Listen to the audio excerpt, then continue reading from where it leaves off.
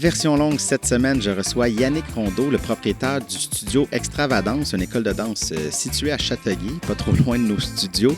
Yannick, en fait, il a eu un long passé de danseur. Il a même été à Londres. Ça, dans l'émission, on l'a escamoté un peu cette partie-là parce qu'il avait participé à une autre émission qui s'appelait Fièrement moi. Si ça vous intéresse, qui était sur nos ondes. Il a parlé un peu plus de ce moment-là quand il est allé à Londres avec sa partenaire de danse et qu'il était vraiment dans plus la compétition et qui était vraiment plus intense là-dedans. Mais on a plus parlé en fait de son école, du rapport avec les jeunes, on a parlé beaucoup de succès en fait. C'était pas prévu dans la discussion, mais j'ai trouvé ça très intéressant. Et il y a aussi, ça arrive un peu plus tard dans l'émission, on parle d'une compétition de danse qui s'appelle The Reunion qu'il organise et qui va avoir lieu en avril. Une compétition, en fait, un peu nouveau genre dans le sens que chaque équipe, troupe ou personnes qui viennent en solo qui veulent danser doivent danser pour une cause et peuvent recevoir une bourse pour cette cause-là. En tout cas, je trouve que c'était vraiment une belle rencontre, une belle discussion que j'ai eue avec lui. On se connaissait un peu avant, mais on a eu la chance vraiment de parler un peu plus en profondeur et c'était très agréable comme discussion.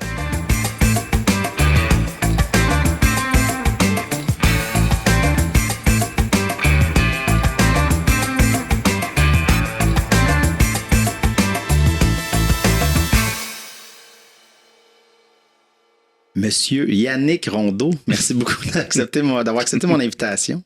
Ça me fait un grand plaisir, Monsieur Legault. Oui, mais regarde, on se connaît déjà un peu, là. Oui. Il n'y aura pas trop de formalités dans l'émission.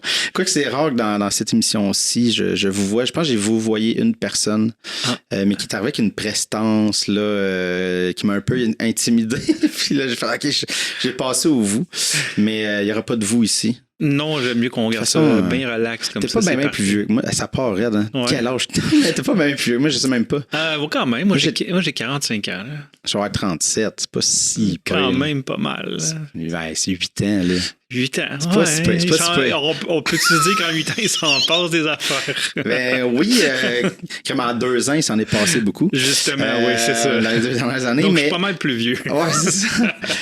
Il y a une question, ben justement, depuis la pandémie, il y a comme une question que je me suis rendu compte qui est devenue plus importante encore, c'est comment vas-tu? Ouais, c'est vrai, hein? Ouais. Puis c'est rare qu'on a le temps d'y répondre. Ouais. On pose souvent cette question-là aux gens. Mais... Parce qu'avant, on disait hey, quoi de neuf, mais ouais. On est tous dans le même bateau. Il se passe rien vraiment c'est vrai, il n'y a neuf. pas grand-chose de neuf. Mais comment vas-tu? Moi, je vais bien malgré tout, je dirais. Je veux dire que je suis chanceux, même si on pourrait parler longtemps de c'est quoi la chance, mais on a travaillé fort comme la plupart des gens pour passer à travers la dernière période. Tu sais. Mais c'est vrai que je suis chanceux de m'en sortir quand même bien malgré tout au niveau de mon travail, mon entreprise qui était victime quand même comme tout le monde de la COVID, je ne suis pas à part des autres. Non, c'est ça. Mais dans le milieu des arts, donc quand même, on a été frappé assez fort. On est encore frappé, mais ça va bien. Tu sais, là, on est en genre de 2e, 3e reprise, je ne sais plus trop. Ouais, on a perdu le fil. Mais quand ça repart, les gens reviennent. Oui, on a perdu des gens, mais sinon, l'entreprise va quand même bien. Mais c'est drôle parce que tu m'as posé comment vas-tu, puis je te parle de mon entreprise. Mais, ouais, c'est ça. Mais ouais, c'était une bonne façon d'ouvrir la discussion, mais mon entreprise, c'est moi. Fait que, ouais, c'est ça. Mais je vais bien. Pourquoi je vais bien? Parce que, justement, ce qui me tient beaucoup à cœur, c'est-à-dire mon entreprise, mes enfants, ont quand même bien passé à travers la pandémie.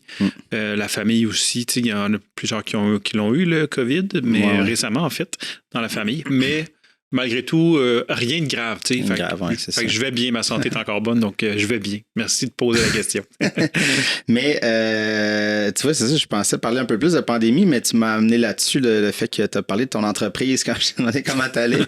C'est comme une session chez le psy, là, présentement. Là, mais je te chargerai pas, j'ai pas de diplôme. Okay. Non, mais il y a quelque chose de comme... C'est ça, tu sais, je pense que quand quelqu'un est entrepreneur, de ce que je comprends, moi je suis pas là-dedans, il y a quelque chose que ça devient que ton projet, donc là ton école de danse, ben c'est ça, c'est toi, parce que c'est en même temps ta passion, tu sais, fait qu'il y a quelque chose de oui, tu sais, tu as parlé de ta job, mais tu vis aussi de ta passion. Oui, c'est ça. Ce qui est quand même pas rien, tu sais. Oui, puis c'est drôle qu'on parle de ça parce que tu sais, souvent, quand les gens, on me pose la question comment tu vas, les gens répondent par qu'est-ce qu'ils font dans la vie, c'est quoi leur travail, tu sais. Puis moi, j'ai fait la même chose, mais souvent, les gens sont jugés par ça à cause de ça, parce que on dit que, tu sais, on est plus que juste notre travail. Dans la vie, on est plus que juste notre travail. On est beaucoup plus que ça. Ouais, c'est ça. Sauf que ça dépend. Ça dépend pour qui. C'est ça que j'ai réalisé avec le temps. Moi, je me disais, écoute, non, je suis ce qu'on appelle un workaholic. Genre, comme on dirait, il faut que je travaille toujours, genre, pour cacher autre chose, peut-être. Mais non, c'est vraiment parce que je trippe dans ce que je fais. Je capote. J'aime vraiment ce que je fais. T'sais, j'ai eu d'autres travails avant où là, peut-être que quand arrivé vendredi, là, je fitais dans le Thank God It's Friday. Genre, aujourd'hui, ça fait plus avec moi. Quand j'entends les gens dire Thank God It's Friday, je peux comprendre. Mais moi, c'est plus ma réalité parce que j'ai pas de congé de fin de semaine ou de journée de congé, puis que là, je recommence à travailler. Je travaille tout le temps. Autrement dit, je fais toujours ce que j'aime. Fait que c'est ça. Donc, c'est pour ça que mon entreprise, c'est moi. Ça représente toutes mes valeurs, ça représente mes objectifs de vie, tu sais. C'est une école de danse, mais c'est plus que ça, tu sais. Ça me permet de toucher un maximum de gens dans la région, puis à l'extérieur de la région aussi, et de voir des gens qui s'épanouissent, qui évoluent, puis moi, je fais partie de ça, je suis avec eux. C'est pas moi qui est responsable de ça, mais je les accompagne dans une forme d'épanouissement qui, à travers la danse, qui va rayonner dans d'autres sphères de leur vie, tu sais. Fait que qui peut pas vouloir aller travailler tous les jours et s'entourer de gens comme ça, c'est magique. Là. Ouais, puis on s'entend, tu sais, une école de danse aussi, dans le sens que c'est sûr que c'est des heures de la gestion, les inscriptions, gérer les professeurs, s'il y a des soucis, whatever, mais en même temps, tu sais, comme quand tu es là, les jeunes qui viennent danser, tu sais, ils viennent faire une activité, ils viennent faire, ben c'est sûrement leur passion, je veux dire, s'ils s'inscrivent, fait que c'est sûr que le monde arrive dans une énergie aussi. Tu sais, il n'y a pas. C'est pas comme une boutique. Il faut que tu gères les stocks. Les stocks des affaires. Là, c'est comme du monde arrive, faut comme je veux bouger, je veux apprendre, je veux faire quelque chose, puis il arrive avec une énergie nécessairement là, qui fait que ça ajoute aussi au plaisir, j'imagine. Tellement. Puis la pandémie m'a fait réaliser ça. C'est drôle parce que dans les dernières semaines, j'ai réalisé ça. Okay. Parce que les derniers 2 ans, j'ai pas vécu ce que je vivais normalement dans mon école. J'étais devant mon ordi avec les programmes de subventions gouvernementales, programmes gouvernementaux, avec répondre à la clientèle qui avait des inquiétudes. Évidemment, ils ont payé pour leur session, qu'est-ce qui arrive, des dizaines et des dizaines de questions, les courriels, les appels, les remboursements. Donc, ma vie était carrément toujours avec un ordinateur. Et puis, ça pendant 2 ans de temps. Et là, on retourne en studio. Et là, je réalise que pendant les derniers 2 ans, j'ai presque perdu la raison pour laquelle j'avais un studio de danse. J'étais comme, pourquoi je fais... Je réalisais plus pourquoi je faisais tout ça. J'étais comme, pourquoi je fais tout ça? C'est bien plate, qu'est-ce que je fais, tu sais? Mais là, quand je suis retourné en studio, j'ai vu les danseurs qui étaient là, qui s'entraînaient, qui avaient du fun. Là, j'ai réalisé, tu sais, c'est revenu... ça m'est revenu à pleine face, comme on dit, là. C'est pour ça que j'ai ouvert un studio de danse, c'est pour voir des gens, pour les voir évoluer. Mais j'ai perdu ça pendant 2 ans, puis ça m'a permis maintenant je l'apprécie encore plus. C'est. Puis là, on le fait à l'intérieur du studio, mais on a envie de le faire à l'extérieur, dans les compétitions, dans les shows, notre show de danse. Tu sais, pour nous, un spectacle de danse, c'est la game de hockey ou les séries éliminatoires d'un joueur de hockey, tu comprends? Là, ça fait 2 ans qu'on pratique, qu'on fait rien que pratiquer à la glace avec nos chums, là, tu comprends? Fait qu'on a hâte d'avoir une game, d'avoir nos séries, autrement dit, d'avoir un show, d'avoir des compétitions, parce qu'à un moment donné, c'est beau pratiquer, là, mais fait qu'on a hâte de retourner à ça. Donc, c'est pour ça que c'est motivant, c'est de voir tout ce monde-là ensemble qui travaille vers un but commun, avec tout ce que ça amène comme conflit aussi, des fois, comme difficulté dans un groupe, puis tout. C'est ça, c'est tellement, ça bouge tellement, c'est vivant. C'est ça qui est cool. Moi, j'avoue, c'est ça. Il y a l'effet de gang, mais c'est ça, des fois, t'as des gens à différentes forces, j'imagine, qui sont quand même un peu classés, mais tu sais, des fois, il y a un apprentissage quand tu pognes des jeunes aussi qui sont en train de grandir, de passer à travers la puberté. Il doit y avoir des changements, ce qui fait qu'il y a des fois des gens qui sont, qui ont des retards. Fait que des fois, c'est d'avoir des petits conflits de ce côté-là.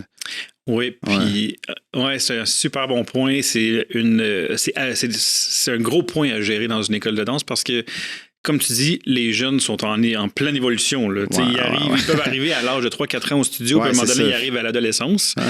J'en ai que ça fait 15 ans, 16 ans qu'ils sont là.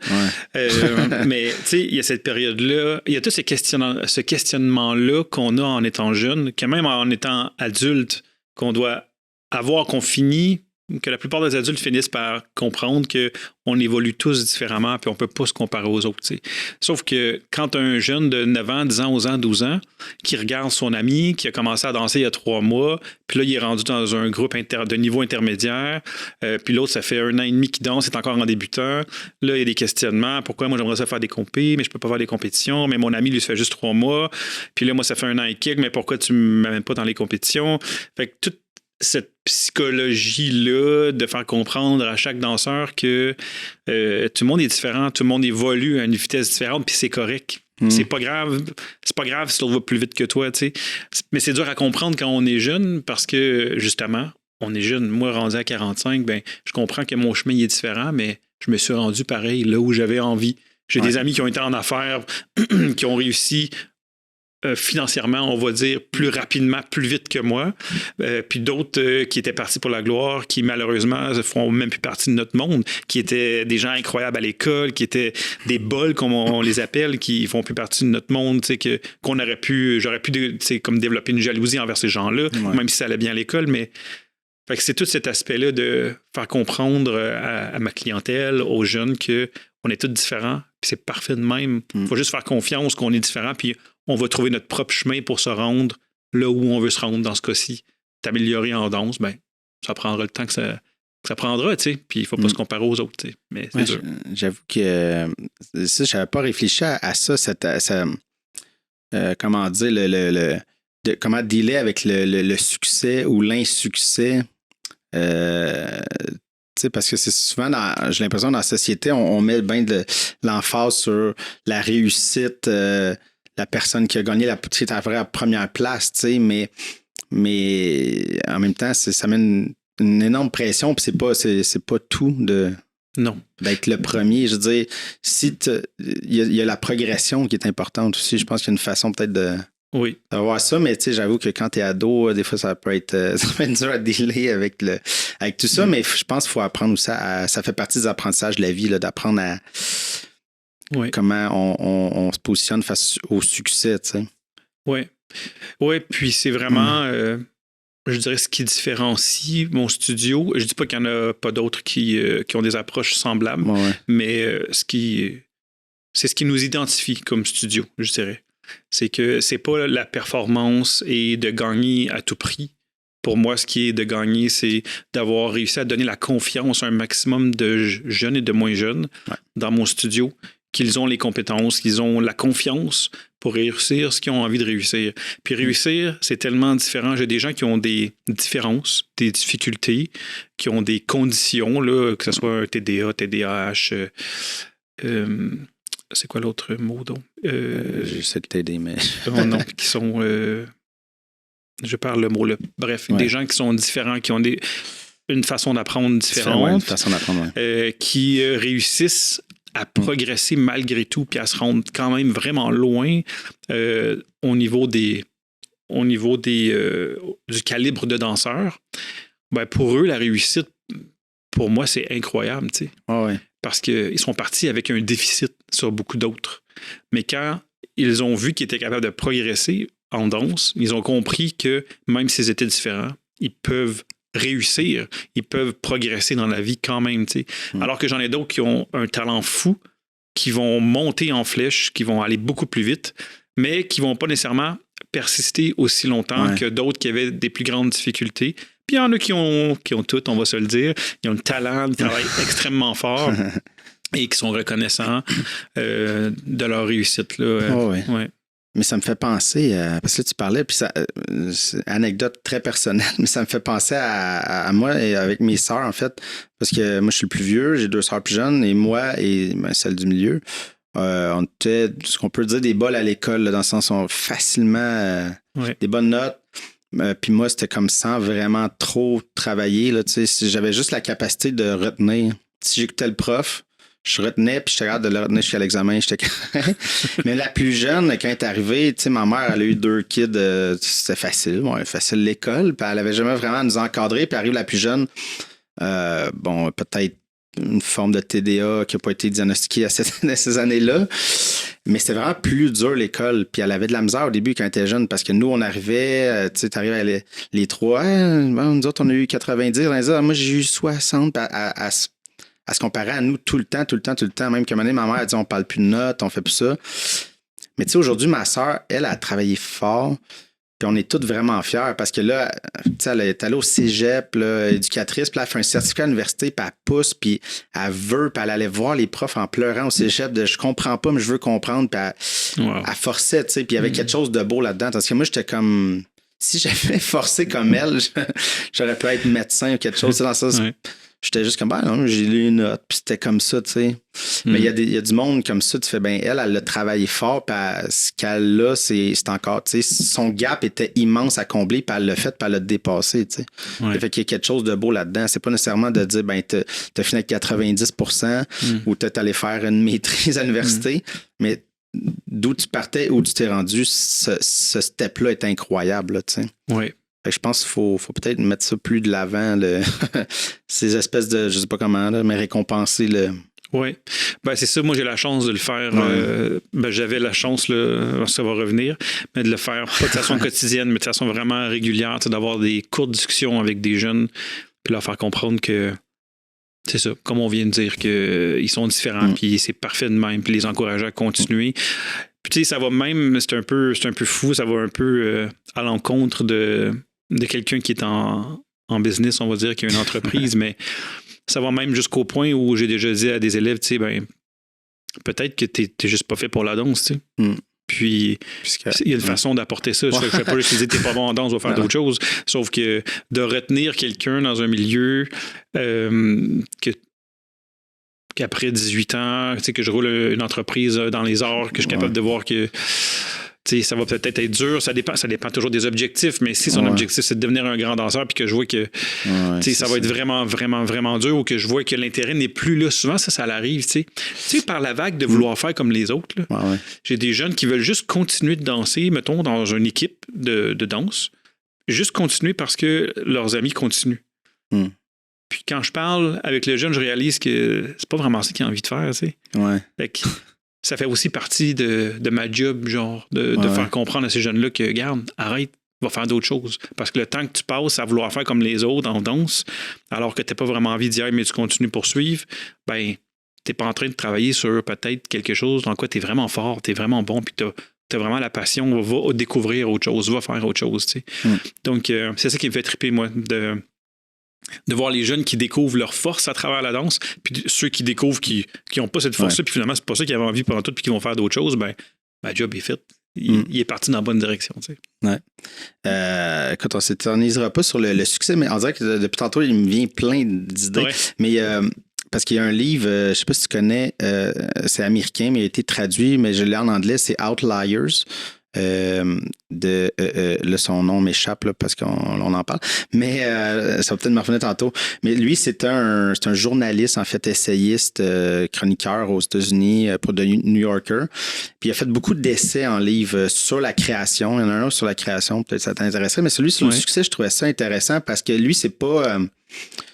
C'est pas comme un conférencier, c'est vraiment comme un gars c'est comme un nerd qui est juste comme qui veut qu'on revoie notre façon justement du succès. Et chaque chapitre, il prend un exemple différent et il déconstruit l'espèce de les mythes ou des fois tu sais, telle personne, tu sais, c'est. Puis c'est tout sur. Là, je vais résumer le livre en 10 secondes, mais il y a c'est tout ce qu'on sait déjà. Mais tu sais, les espèces de... Quand on parle des Beatles, à quel point... c'est incroyable, les Beatles, mais lui, il a amené l'idée du 10 000 heures de... Quand tu pratiques 10 000 heures quelque chose, tu deviens, en guillemets, un maître. Oui. Mais les Beatles l'ont travaillé dur parce qu'ils n'étaient pas bons en musique, là, mais ils sont allés en Allemagne pendant 2 ans et demi, puis ils jouaient dans les clubs 6 soirs semaine, puis ils faisaient des 8 à 12 heures de musique dans le club. Fait qu'à un moment donné, tu apprends à juste entertainer les gens, voir qu'est-ce qui marche, qu'est-ce qui marche pas. Tu joues n'importe quoi. Puis au bout de 2 ans et demi de leur bootcamp, ils sont revenus à Londres, mais ils étaient comme des chiens enragés. Là, ils pouvaient jouer n'importe quoi, puis ils sont sortis de là avec une connaissance. Ça m'intéresse. Puis il y a ça, puis il y a un chapitre sur il prend le hockey junior au Canada. Il prenait un match de la Coupe Mémorial de je ne sais pas quelle année, là, quand il a écrit son livre. Puis, tu sais, il dit, bon, les jeunes, ils rêvent tous d'aller dans la Ligue nationale. Bon, mais il dit, quand on regarde ça, les joueurs qui sont dans la Ligue nationale, il y en a énormément qui sont nés entre janvier et avril. Et plus l'année avance, moins il y a de joueurs. Parce que quand ils coupent les joueurs pour les catégories d'âge, c'est le 31 décembre de l'année. OK. Mais un kid qui est né le 1er janvier puis un le 31 décembre, là, à 9 ans, ils ont 1 an de différence. Là. Ouais. Fait que quand ils arrivent dans les pratiques, au début, ils sont jeunes, mais ils ont 1 an. Là, fait qu'à 7, 8 ans, l'an de différence pareil. Fait que là, quand ils regardent, les coachs font ah ben, lui il est bon, lui il est rapide, il est fort, tout ça. Fait qu'ils prennent rapidement dans les équipes d'élite. Et à partir de là, ben là, ils sont dans des meilleures équipes, ils jouent avec du meilleur monde, ils ont des meilleurs coachs, ils jouent plus souvent. Fait qu'ils se développent plus par après. Ouais. Mais sur le coup, c'était vraiment juste une idée de ben vous avez 1 an de différence, mais vous êtes dans la même année. Mais c'est ça. Fait, wow. Je connais pas ce livre-là, ça m'intéresse. Outliers, vraiment intéressant. Puis le nom ne me revient toujours pas. Mais c'est l'auteur, mais il est quand même très, très connu aux États-Unis. Vraiment intéressant, chaque type. Puis il réfléchit. Il y en a un autre sur la création que je veux me procurer aussi. Il essaie de voir d'où viennent les idées, pourquoi qu'on a des idées, tout ça. Fait que c'est comme un gars qui déconstruit un peu à patente. Mais en parlant d'affaires qu'on sait, l'espèce d'être à la bonne place au bon moment, le fameux timing, les gens de l'informatique, mais Bill Gates, Steve Jobs, j'oublie 2-3 autres noms, là, mais toute la gang qui ont parti, qui ont maintenant des empires. Jeff Bezos. Ouais, lui il est un petit peu après, mais les premiers qui ont parti les ordinateurs, là, ils sont tous nés en dedans de 6 mois. Oui. Parce que c'était comme une fenêtre que quand ils sont arrivés à tel âge, ils ont eu accès à certains ordinateurs. Fait qu'après ça, il y a comme un genre de juste une conjoncture. Puis ils sont arrivés les premiers à l'université à pouvoir développer ça. Oui. Mais il y avait aussi cette forme de. Si je ne me trompe pas, pour la plupart d'entre eux, il y a cette forme de pas maladif, là, mais ça devient une obsession. Ah oui, tout à fait. C'est une obsession, mettons, on pense à Steve Jobs, là, il y avait une obsession pour ses machines, pour vouloir faire ressentir quelque chose à l'être humain quand il utilise ses produits, tu sais. Puis ça revient un peu à ce que tu disais tantôt, tu sais, quand tu as mis 10 000 heures dans quelque chose, quand tu fais ça jour, soir et nuit, à un moment donné, ça ne devrait pas ne pas fonctionner. Là, à force de au trial and error, comme on dit, ça finit par fonctionner, tu sais. Fait que, c'est ça qui est trippant. La lecture que je te suggère. Merci parce que j'aime lire. Exactement. Écoute, on va revenir un peu. On a assez parlé du succès, le travail avec les jeunes, mais ouais, toi, qu'est-ce qui... parce que je connais un peu ton histoire, mais c'était-tu clair que tu... attends, je vais reculer encore. Oui. La danse est arrivée à quel moment dans ta vie? 12-13 ans environ. J'avais environ 12-13 ans. Ça allait commencer parce que mes parents nous ont inscrits dans un cours de danse sociale, comme ça se faisait dans le temps. Moi, mon frère et ma sœur. Okay. Puis c'est comme ça que ça a commencé pour le fun. Puis j'ai vraiment aimé ça. Et puis j'ai embarqué full out, comme on dit. Puis les compétitions sont venues par après. Les spectacles, les compétitions, changer de partenaire. Puis c'est ça. Après ça, j'ai embarqué là-dessus. Je suis encore là aujourd'hui. Donc ça a commencé à l'âge de 12-13 ans environ. Puis ça s'est jamais vraiment arrêté. Quoique là, je danse plus vraiment beaucoup. J'enseigne les danses latines un peu. Mais... c'est ça. Mon rôle a un peu changé, mais je reste un triple de danse. Là. Ouais. Mais ça... Quand ta mère vous a inscrit, toi, est-ce que il y avait déjà un intérêt pour ça ou c'est vraiment comme... Elle vous a inscrit, elle vous faisait faire, elle essayait ça, puis là, c'est en le faisant que... C'est une très bonne question. Je ne sais pas pourquoi ma mère nous a inscrits. Il faudrait que je lui pose la question d'avoir la revoir. Mais une chose que je sais, par exemple, c'est que la danse était déjà dans ma vie parce que mes amis et moi, on faisait ça presque toutes les semaines. Là. C'est-à-dire qu'on se rencontrait comme ça se faisait dans le temps. Là, je me souviens, c'est quelqu'un de la ville de Châteauguay en plus, là, mais on se rencontrait chez un ami dans le bas du driveway, comme on dit, avec un bout de carton puis de la poudre de bébé, là, puis on breakait là-dessus, tu sais. Puis mon ami avait des vieux tourne-disques, là, puis on scratchait là-dessus, puis on avait la chance, je me souviens, dans sa chambre, je sais pas si c'était sa chambre, en fait, une pièce de la maison dans le sous-sol. Et on se rassemblait là, mes amis et moi, puis on avait la chance, on avait le droit d'écrire sur les murs et tout. Fait que c'était comme la définition un peu de l'origine du street dance. Ouais, c'est ça, les différentes origines. Avec la graffiti. Oui, les graffitis. On scratchait avec les tourne-disques et tout dans sa chambre. On dansait tout le temps. Avec les vinyles du père, ou c'était quoi? C'était des vinyles? Mon Dieu, non. Scrappé des vinyles. C'est sûr qu'on a scrappé. On essayait, de toute façon, on essayait tous nos tricks dans la chambre quand il faisait pas beau. On était soit dans le garage ou dans la chambre, on essayait nos tricks, puis il y avait des murs défoncés. Puis, fait que, tu sais, la danse était déjà là. Même, je me suis dans la chambre de mon frère à la maison. Mon frère, c'était un triple de musique, puis il y avait un système de son qui crinquait, comme on dit. Puis moi, ma première action, c'était juste de vouloir danser. Tout ce qui était hip-hop, break, c'est quelque chose qui me faisait triper. Donc, j'imagine que ma mère a dit, bon, il aime la danse, fait que on va le laisser. Mais je jouais au hockey en même temps, en fait, là, mais c'est ça. Ouais, c'est ça. Puis, c'est ça, la danse, je veux dire, c'est intimement lié à la musique. Oui. Parce que ça prend un rythme. Oui. Fait que c'est ça, il y a quelque chose. Tu as découvert un peu la musique avec ton frère. Tout ça, c'est un amalgame, là. Ouais. Puis même aujourd'hui, à 45 ans, j'ai encore de la misère à comprendre, dans le sens que je suis pas mal le seul qu'on peut considérer artiste dans la famille. Fait que je sais pas, je comprends toujours pas de où ça vient. Quoi que j'ai des oncles, des tantes qui jouaient de la musique beaucoup dans les bon vieux temps dans les familles, mais c'est ça. Donc, j'ai encore de la difficulté des fois à comprendre. Pourquoi j'ai de la misère à comprendre, c'est que j'ai toujours eu un côté vraiment, je dis rationnel, mais c'est pas tant rationnel. Côté mathématique, genre. Moi, j'étais un tripeux logique, mathématique. J'étais un tripeux d'informatique aussi, programmation. Fait que j'ai de la misère à comprendre comment je peux être un artiste, puis un tripeux de ça, mais en même temps, avec le temps, j'ai réalisé que il y a une connexion entre la création puis l'informatique. Quand tu es programmeur, tu dois être créatif. Fait que c'est ça. Donc, c'est un drôle de mélange, là, les arts. Puis...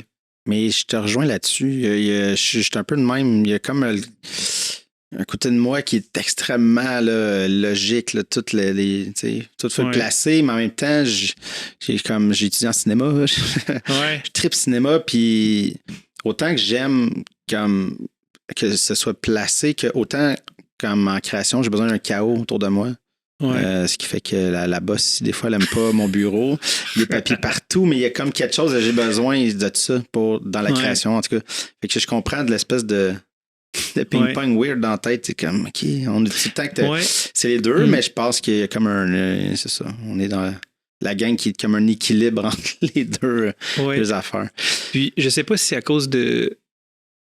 Je sais pas pourquoi, mais j'ai l'impression que je dis dans notre société, je sais pas, en tout cas, ce que moi je vis dans mon quotidien, ce qui m'a influencé en grandissant, on dirait que on était conditionné, je sens que j'ai été conditionné à vouloir, à être obligé de faire un choix de c'est quoi ma carrière, tu sais. Pas par mes parents, juste par le système d'éducation, par la société dans laquelle on vit. Est-ce que je suis quelqu'un qui s'en va en informatique ou je suis un artiste? C'est quoi, lequel des deux je suis, mais pourquoi faire un choix, tu sais? Je suis les deux, finalement, tu sais. Je suis un gars qui aime l'informatique, puis je suis un gars qui aime les arts aussi, tu sais. Ouais, mais c'est weird parce que moi, parce que mon père, il y a un magasin électronique à Sainte-Martine, pour pas le nommer, mais fait que moi, tu sais, je travaillais là quand j'avais 12 ans, je commençais à faire le ménage, puis tranquillement, tu sais. Mais l'affaire, c'est qu'avec les années, tout le monde me martelait parce que c'est mon grand-père qui a parti ça, mon père et mon oncle l'ont repris, puis là, tout le monde me martelait, ah ben, tu vas le reprendre, la troisième génération, puis moi, on me martelait ça dans la tête, tu sais, sans arrêt, puis que je réfléchissais pas. C'est ça, Puis, tu sais, c'est comme un choix, ça a été un choix très facile là, pour moi. Puis même, c'est ça a fait que quand, là, qu'est-ce qu'on fait, cégep, tout ça, fait que je suis allé en informatique, en programmation. C'est vrai que tu parles de programmation. Mais j'ai fait un an. Mais l'affaire, c'est qu'il y avait 2 volets. Il y avait programmation puis réseau. Puis là, je pense que j'aimerais mieux réseau que être assis puis programmer. Là. Il y avait quelque chose que là, j'étais comme ça va me péter le cerveau en deux. Là. Mais... Puis là, finalement, au bout de l'année, il fallait choisir la branche, je prends réseau. Puis là, il n'y avait pas assez de monde, ils ont fermé ça. Puis c'est là que j'ai fait non, je veux pas être programmeur. Puis là, c'était tout, je veux pas. C'est ça, moi, j'ai pas la fibre entrepreneur et business. Puis là, j'étais comme ça marche pas pantoute. Puis il y a un petit briseur. Puis c'est là que j'ai fait, tu sais, moi, je tripe cinéma Genre vraiment, fait que fuck off, je m'en vais. Étudier en cinéma, puis là, c'est là que, tu sais, ça a fait OK. Ouais. Puis c'est là que je me sens bien parce que, tu sais, j'aurais pu reprendre le magasin, mais je sais pas si j'aurais été heureux. C'est ça. Tu sais, dans le sens. Parce que je pense pas que j'ai la fibre entrepreneuriale et j'ai pas la patience de dealer avec les gens. Pour les gens qui me connaissent, quand je travaillais avec mon père, j'ai déjà envoyé promener plusieurs personnes. OK. Finalement, t'as fait le bon choix d'aller en cinéma. Moi, raccrocher un client, ça me dérangeait pas. Okay. Fait que non, c'est ça. Fait que non, mais c'est drôle, on se rapproche un peu sur des affaires que je doutais pas trop. Puis, tu sais, je le vis, excuse-moi, non, vas-y, à travers... je veux pas. C'est juste une parenthèse. On a du temps. Ouais, c'est ça. Mais, tu sais, au studio de danse, là, je fais face à ça, là. Ouais. Parce que on s'entend que quand un enfant pousse dans les arts puis que ça prend de plus en plus de place dans sa vie, il y a toujours la bataille de hey, attention, par exemple, tu as de l'école, tu sais. Tes notes à l'école, c'est important. Fait que là, tu passes tant d'heures au studio de danse, tu sais. Fait que on dirait que ça revient, ce choix-là, de dire ouais, mais tu sais, ton côté académique, il est important, il faut que tu termines tes études, puis c'est correct, là, je comprends ça. Sauf qu'en même temps, je suis heureux de voir qu'après 18 ans, j'ai des élèves qui sont au cégep, qui vont à l'université, qui continuent de danser, qui ont compris, qui ont besoin des deux.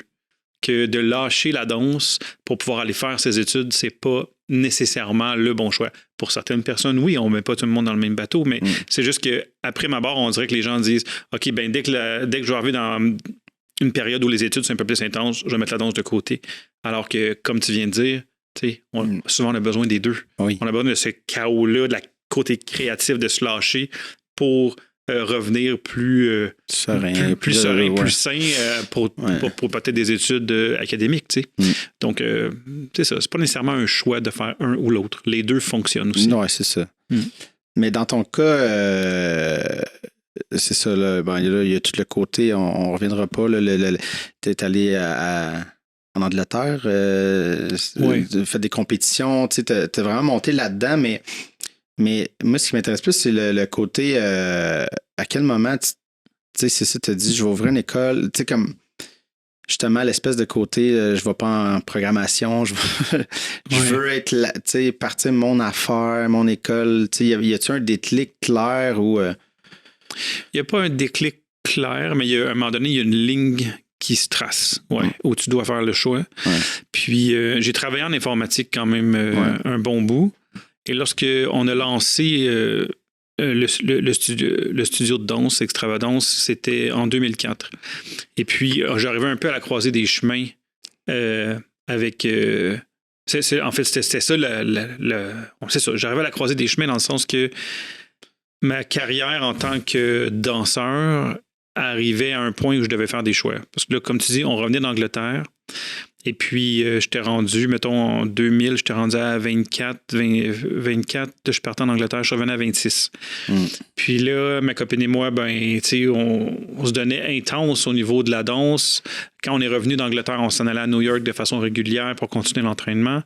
Sauf qu'à un moment donné, on se pose des questions. Il y a comme une cloche qui sonne et qui dit tu voulais-tu avoir des enfants? C'est quoi les autres projets que tu avais dans ta vie? Et finalement, on a décidé d'avoir des enfants et on a arrêté de danser en compétition et on a ouvert le studio de danse. Ouais. Mais là, ce qui arrive, c'est que là, j'ai un emploi à temps plein et j'ai un studio de danse. Fait qu'au début, c'est le fun, c'est cute. Mais à un moment donné, on commence avec 60 élèves, 75 élèves. Mais là, quand tu commences à en avoir des centaines, ça marche plus. Là, la job à 40-50 heures, plus le studio les soirs et fins de semaine, ça marche plus. Ouais, c'est ça. Donc, j'ai dû faire un choix. Et j'ai finalement fait ce choix-là d'aller vers le studio de danse. Et je pense que ce qui a tracé cette ligne-là, je me souviens pas d'avoir eu une des longues réflexions. C'est sûr que j'y ai pensé parce que tu lâches pas une job de même. Là. Mais moi, j'étais un gars qui est très intuitif. Fait que j'ai pas besoin d'avoir des réponses nécessairement toujours rationnelles, calculées, de budget. Des fois, je me lance parce que je sens que c'est là qu'il faut que je me lance. Puis c'est ça que j'ai fait. Puis je l'ai jamais regretté. Même s'il y a eu des moments très difficiles, je regrette toujours pas. Je sais que je fais ce que j'aime. Puis c'est ça. Fait que qu'est-ce qui a vraiment fait pencher la balance, c'était mon intuition. J'ai suivi mon intuition. Puis depuis ce temps-là, j'essaie de faire confiance de plus en plus. Puis ça fait rarement défaut. Là. C'est ça. Ouais. Là, je voudrais qu'on rentre un peu dans ton autre projet. Oui. The Reunion. Oui. Ça devient de où cette idée-là? Puis on va peut-être l'expliquer un peu pour les gens qui ne connaissent pas. C'est une compétition de danse que tu veux faire, mais l'enjeu n'est pas nécessairement sur la gang qui gagne, mais la gang va représenter une cause ou une personne, quelqu'un qui a besoin de peu importe, là, qui a besoin d'un coup de pouce dans la vie. Oui. Mais d'où t'es venu cette idée-là? Ben, je l'ai-tu bien expliqué aussi? Hein? Oui, ça résume quand même bien. Oui, en gros, c'est ça. Dans le fond, compétition Reunion, c'est ça. C'est que toutes les personnes inscrites doivent choisir une personne ou une cause, comme tu l'as dit. Et ils vont venir en compétition danser. Donc, il ne faut pas oublier le volet performance dans le sens que, tu sais, les jeunes et les moins jeunes s'entraînent déjà vraiment fort pour faire les compétitions. En faire une de plus, ça leur donne la chance d'en faire une de plus. Mais ayant mon studio de danse et en allant dans les compétitions, on adore y aller, mais il y avait pour moi, personnellement, je trouvais qu'il manquait un petit quelque chose. Et c'était pas seulement d'aller en compétition pour gagner, mais pour réaliser que j'ai évolué en tant que personne ou en tant que danseur, que je me suis surpassé. Pour moi, c'était ça qui était important.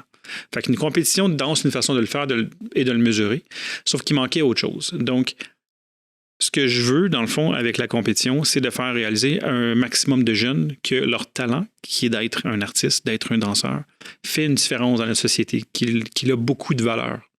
Et une façon de le faire, c'est de lui demander de se défoncer dans la danse et de faire une différence dans sa vie, mais dans la vie de quelqu'un d'autre aussi. Donc, en venant en compétition, s'il gagne, il y a 12 bourses qui vont être remises. Le groupe ou le soliste qui va gagner une bourse, on va remettre la même bourse à l'organisme ou à la cause qu'ils ont choisi. Donc là, ça fait réaliser aux jeunes et aux moins jeunes que mon talent vaut quelque chose dans cette société. Je vaux quelque chose. Je peux continuer dans la danse et espérer faire une différence. Donc, ça fait juste leur ouvrir une petite porte, une petite lumière dans leur tête. C'est ça que je veux faire pour leur faire réaliser que si c'est ça dans quoi ils sont bons, les arts, de continuer, puis ils vont trouver des façons de rayonner et d'élever leur société à travers ça. Oui, et ça ajoute au truc, dans le sens que c'est pas juste je vais compétitionner pour, je vais dire mon profit, entre guillemets, mais pour moi, que je gagne et je suis le meilleur. Mais je sais qu'il y a quelqu'un qui a besoin peut-être de cet argent-là pour X raisons, maladie, patente. Fait que je me dépasse et si je gagne, je sais que quelqu'un en profite et c'est pas juste moi qui peut dire c'est moi le meilleur. Il y a qui est correct, compris. mais qui a le côté beaucoup plus. C'est ça. C'est parce que c'est tellement valorisé, je sais pas comment l'expliquer, mais j'ai l'impression qu'aujourd'hui, c'est d'avoir la plus grosse business, de faire plus de cash que l'autre, d'avoir la plus grosse maison que l'autre, d'avoir un plus beau char que l'autre. Puis il n'y a rien de mauvais et de pas correct d'avoir une belle grosse maison, d'être financièrement à l'aise, comme let's go, moi j'encourage les gens à le faire. Sauf que à un moment donné, je trouve qu'on perd de vue un peu qu'on est une société, on est une communauté et qu'on a un rôle. Et c'est pas en écrasant les autres pour aller plus haut que réellement on va se sentir mieux. C'est ça que je veux faire réaliser un maximum de jeunes. Tu peux accéder à un succès financier, par exemple, si tu focuses juste là-dessus, tu vas y arriver, mais peut-être que rendu en haut, tu serais peut-être pas si heureux quand même, tu sais. Donc, c'est ça que je voulais ramener à la base. Tu sais, si aujourd'hui j'ai un studio de danse, j'ai 2 enfants, je suis capable de me loger, je suis capable de me nourrir, je suis capable de faire des voyages, je suis capable d'avoir une voiture, c'est parce que j'ai cru aux gens autour de moi. Puis j'ai continué d'apprécier les gens qui sont autour de moi. Donc, c'est ça que je veux que les gens comprennent, que c'est ensemble qu'on peut réussir des grandes choses. Fait qu'en faisant de Reunion, je crois que ça remet ça de l'avant. Tu sais.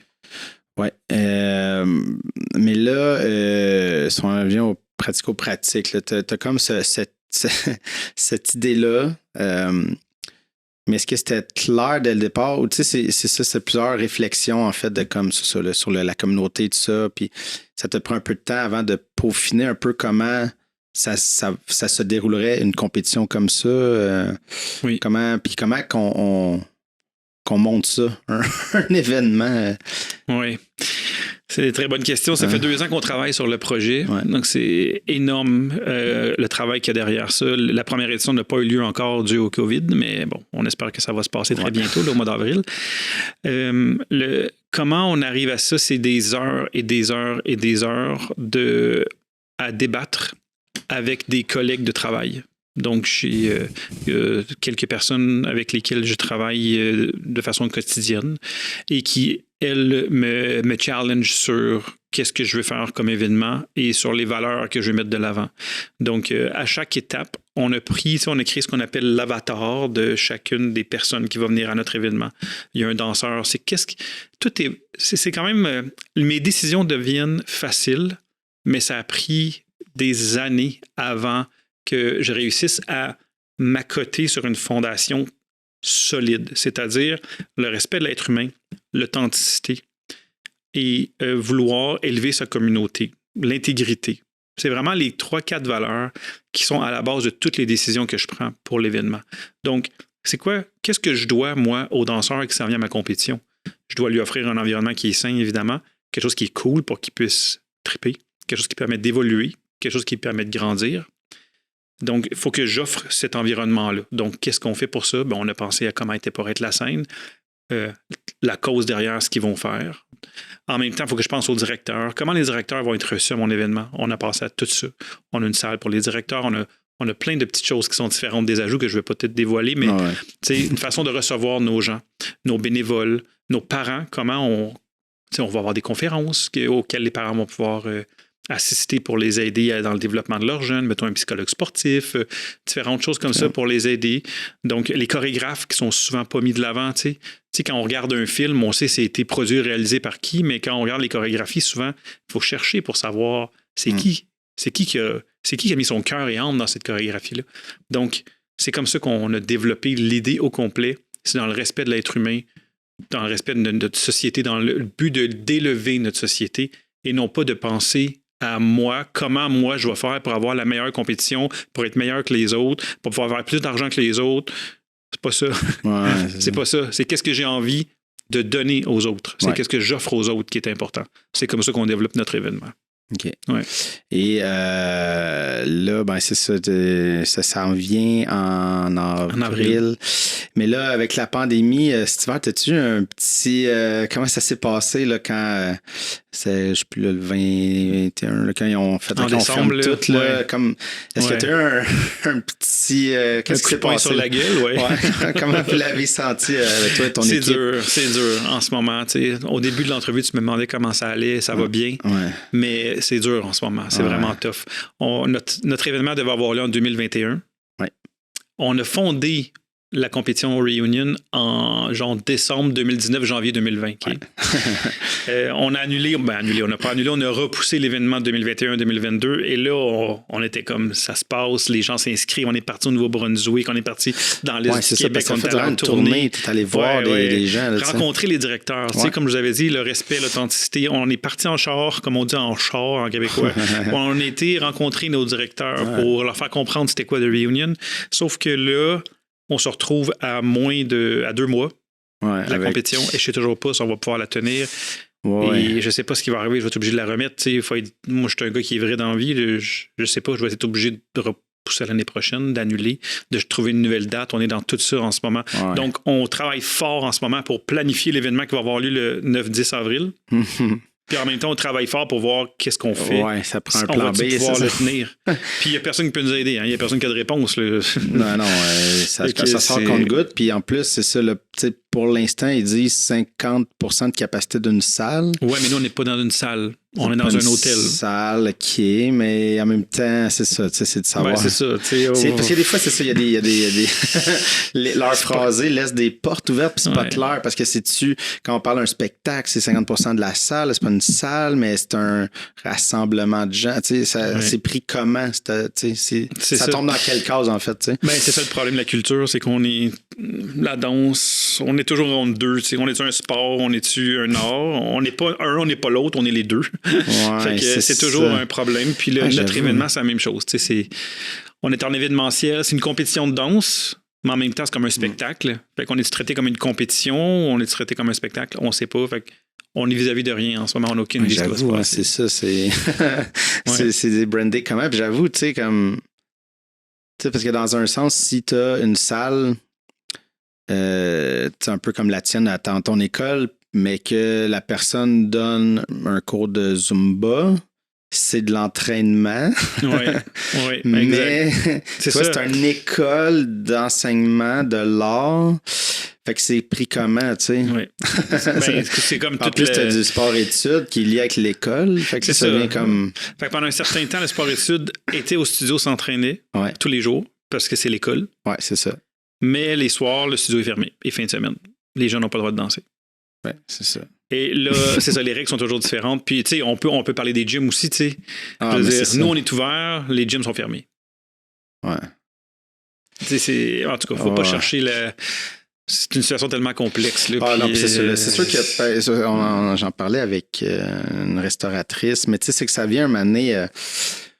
je veux dire, tu sais, quand tu dis on ferme l'économie, mais tu sais, c'est chacun a ses particularités que là, un moment donné, ça devient aussi... c'est complexe pour les excuser, ça devient complexe aussi par moment de dire la spécificité. Tu sais, c'est un peu comme moi, mettons, je joue au hockey COSA, mais là, tu sais, quand on fait les sports pour adultes, c'est correct.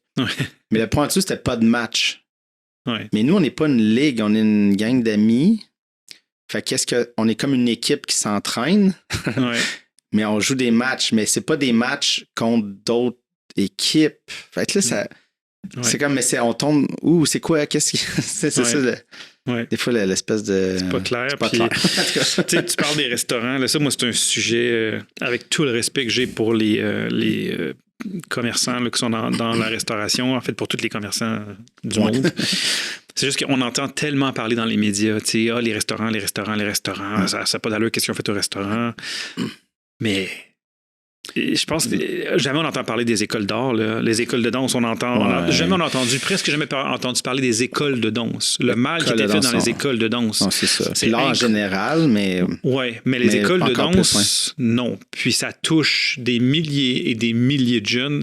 Et c'est un service essentiel. Je m'excuse, mais la danse, l'art, bouger, c'est un service qui est plus essentiel que d'aller manger une pizza au restaurant. Et tu sais, honnêtement, je suis un consommateur. Je suis un consommateur, j'y vais au restaurant, j'aime ça, j'ai besoin de mon restaurant. Sauf que si j'ai à faire un choix dans la vie entre bouger, tu sais, ou aller manger du restaurant, je pense que mon meilleur choix serait de bouger, de me garder en forme. C'est plus simple que d'aller manger du restaurant. Donc, tu sais, j'ai de la misère à comprendre des fois pourquoi on met toute l'emphase sur la restauration alors qu'il y a des choses vraiment plus basiques qui sont en train de tomber. Qui ont tombé. Écoles et des écoles de danse qui ont tombé. Là. Avez-vous, y a-t-il une espèce d'association des écoles? Qui travaille très fort. Le RID travaille très fort pour nous représenter. Mais, tu sais, je veux dire... Mais c'est parce que c'est ça. Mais tu sais, c'est assez du spin de médias aussi. Là. C'est sûrement juste que l'association des restaurants, ils ont plus de moyens, sont plus formés, puis en même temps, c'est facile à spinner, tu sais, parce que tout le monde... Ouais, je sais, mais... C'est ça, mais moi, je suis premier ministre, c'est ça, je parle plus du spin médiatique. On va dire que demain matin, je suis premier ministre, là. Ouais. OK, j'ai aucune connaissance. Mais ce que je veux dire là-dedans, c'est que le gros bon sens, quand tu dirige un peuple, c'est quoi qui est important pour un peuple? Faut que je garde mes restaurants ouverts. Moi, c'est pas la première chose à laquelle je vais m'arrêter. Bon, c'est pas la première chose à laquelle il s'arrête, ça. On s'entend. Sauf que il me semble que l'endroit où je mettrais les priorités sont qu'est-ce qui est essentiel. Ouais. C'est quoi l'essentiel pour notre monde? C'est qu'ils soient capables de sortir de chez eux, c'est qu'ils puissent manger, c'est qu'ils puissent garder la forme. Ouais. Tu sais, il me semble que c'est la base d'un peuple. Ouais, puis la culture est souvent mise en arrière, mais moi, je te rejoins là-dessus, tu sais, puis ce qui rentrait pas dans ma tête, puis moi, encore là, tu sais, j'ai des amis restaurateurs, puis comme toi, j'adore le resto. Ouais. Puis c'est pas ça que... Mais c'est quand ils ont dit, OK, ils ont fait leur plan, ils ouvraient les restos, puis la semaine d'après, les cinémas et les salles de spectacle. Oui. Mais je fais comme, mais c'est parce, mettons, tu vas au théâtre, t'as un masque. Ouais, t'es assis. T'es assis à ta place, tu bouges pas. T'as un masque. Ouais. Il me semble que ça aurait été la priorité de, bon, on fait ça. Ouais. Après ça, c'est le resto parce que t'es assis à ta place, t'enlèves ton masque. Ouais. Après ça, les gyms, parce qu'il y a un déplacement, il y a un masque. Mais en tout cas, si tu la vois dans cette ligne-là, tu te dis, je comprends logiquement l'ouverture, mais là, c'est on ouvre les restos en premier parce que là, il y a le monde qui capote. Parce que ça crie plus fort, c'est ça. Ça crie fort, là. Les théâtres, mais tu fais comme le théâtre ou les salles de spectacle. Je veux dire, tu as un masque tout le long, puis au pire... Ouais. Puis tu sais, je veux juste pas... en tout cas. Juste pour fermer, de mon côté, en tout cas, cette petite parenthèse-là, c'est que j'oublie pas non plus que derrière le restaurant, les restaurants, c'est des familles, tu sais. Des gens et des familles. Donc, je minimise pas ça. Là. Je fais juste dire, je sais que ces gens-là l'ont eu aussi dur que tout le monde. C'est juste que je me questionne en tant que société, genre que, oh my God, nos restaurants. Mais c'est pas un besoin vital, les restaurants. Là. Non, c'est ça. Même si je comprends qu'il y a un besoin vital derrière ces entrepreneurs-là et ces familles-là d'avoir un gagne-pain. Je comprends ça quand même. Mais en tout cas, je me questionne sur ce sujet. Il y a beaucoup de questions, mais ça pour une autre discussion. Ouais. Mais ouais. Fait que, comment tu vois ça un peu la place de l'art, mais peut-être de la danse dans la société? Tu l'as peut-être mentionné un peu partout, là, mais... ouais. Ouais, ça, c'est un gros sujet. Ouais, j'ai peut-être pas dû partir ça là vers la fin de Bon, ouais, tu sais, on va se le dire, là, je veux dire, la danse, c'est... Comment dire? La danse n'a pas la place qu'elle devrait avoir, ça c'est sûr. Les arts n'ont pas la place. L'art n'a pas la place qu'elle devrait avoir dans notre société. Je me pose beaucoup de questions en ce moment par rapport à ça. T'sais. On dirait que ces temps-ci, ma réflexion, c'est on dirait qu'il y en a tellement d'artistes qu'on dirait que ça devient un produit facile d'accès. Fait que les gens vont aller chanter pour rien, les gens vont aller danser pour rien. Les gens vont offrir leur service d'artiste pour quasiment rien parce qu'il y en a tellement, puis on veut tellement sauter sur chaque petite opportunité que ça fait que ça dévalorise notre produit, tu sais. Notre produit. On n'est pas un produit, je veux dire un artiste, on est plus qu'un produit, là, mais ce que je veux dire par là, c'est que, tu sais, les gens disent les arts, c'est pas nécessaire, mais on coupe la télé, on coupe la musique, on coupe les spectacles de danse. Moi, je pense sincèrement que ça va avoir un effet grave sur la santé mentale des gens, genre comme peux-tu imaginer un monde plus de musique? C'est impossible. C'est impossible. Donc, mais on dit que c'est ça, c'est pas vital, donc ça passe toujours en deuxième plan. T'sais. Fait que c'est ça que je pense du milieu des arts. Puis je travaille très fort pour faire de la place, justement. T'sais. La compétition Reunion, le studio de danse, au moins ça donne une place supplémentaire pour les artistes en danse. J'espère qu'à The Reunion, il y a un maximum de gens qui vont pouvoir se produire lors de notre showcase. J'espère être capable de payer mes danseurs comme je devrais le faire. Mais là, c'est la recherche de commandites, la recherche de subventions, des gens qui veulent croire à ça. C'est ouais, c'est ça. C'est tout un défi. Ça, c'est clair. Ouais. C'est clair, mais tu vois, c'est drôle quand tu as parlé de produits et tout ça, mais moi, ça m'avait un peu choqué quand il y a là, je ne sais plus, dans le timeline de la pandémie, il y avait des annonces un peu plus pour le domaine des arts, mais on dirait que ce qui m'avait comme fait tiquer, c'est que le premier ministre n'arrêtait pas de dire, il parlait, on va faire des mesures pour l'industrie du spectacle, ou l'industrie de... Ouais, mais c'est parce qu'il faudrait aider l'art et pas nécessairement l'industrie. C'est comme deux bébites, là, tu sais. En tout cas, ça ne m'entrait pas en tête parce qu'on a besoin, c'est ça. Puis, je comprends que c'est facile à tasser parce que c'est pas comme, c'est ça, manger, whatever, mais on parle de santé mentale, on parle de plein d'affaires, puis l'art peut toucher à tout ça. Oui. Peut être un reflet de nous, peut nous faire voir des choses, peut nous extérioriser des choses. Des fois qu'on a de la misère à dire dans la vie de tous les jours, mais l'art peut aider de plein de façons, santé mentale, santé physique. Fait que c'est plus que juste quelque chose qui est beau ou qui passe notre temps. Ça peut être ça peut être divertissant, mais ça peut être divertissant et aussi challengeant et nous faire grandir. Mais ouais. L'art est à l'origine de tellement des grands changements de société. Il y a toujours eu en fait, c'est ça. L'art a toujours créé des grands changements dans notre société, puis dans notre quotidien, on ne réalise juste pas. Qu'est-ce que les gens vont faire ce soir? Ils vont s'asseoir, pas tout le monde, mais plusieurs vont s'asseoir devant la télé. Ils vont regarder un téléroman, comment on appelle ça aujourd'hui? Un téléroman, en tout cas, une série. Ils vont regarder un film. Ils vont regarder une compétition de danse à la télé. Ils vont regarder Star Academy. Ils vont regarder... Les gens vont se divertir avec ça. Les gens vont rêver à travers ça.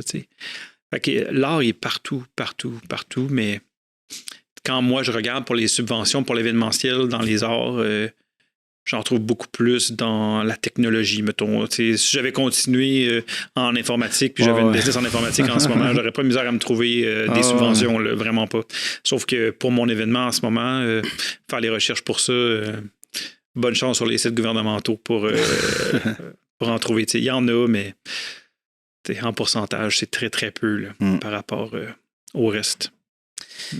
Écoute, on arrive à la fin, déjà. On dirait qu'on aurait pu parler de plein d'autres affaires. Mais j'ai vraiment aimé cette discussion. Je pense que ça a fait du bien de parler de tout ça. Puis, écoute, je te souhaite bonne chance avec la suite en espérant là, que les mesures continuent à s'alléger et que tu n'aies pas annulé ou déplacé ton événement. On va y arriver. On va passer à travers. Un gros merci pour l'invitation. C'était très agréable. Yes.